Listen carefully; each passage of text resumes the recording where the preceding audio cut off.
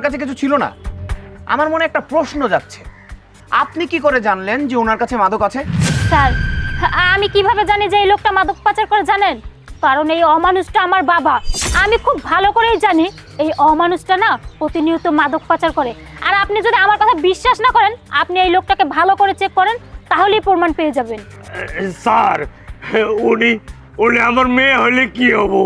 মিথ্যা কথা কইতাছে। আমার মেয়ে না একটা ছেলের সাথে প্রেম করে আমি বিয়ে ঠিক করছিলাম, কিন্তু ওই বিয়েতে ও রাজি থাকে না। পরে দেখি যে রাতের 2টার সময় করে মোবাইলে ভিডিও কল দিয়ে এইটা ওটা দেখা। আমি বলছিলাম মা এটা শরীয়তে নাই, আমার পরিচিত করে আপনি করে দিয়ে আমার মেয়ে ধরাই দিতেছে। আমি হাজি মানুষ, মিথ্যা বলবো না। তাই? স্যার, এই লোকটার কোনো কথাই বিশ্বাস করবেন না। এই লোকটা যা বলতেছে না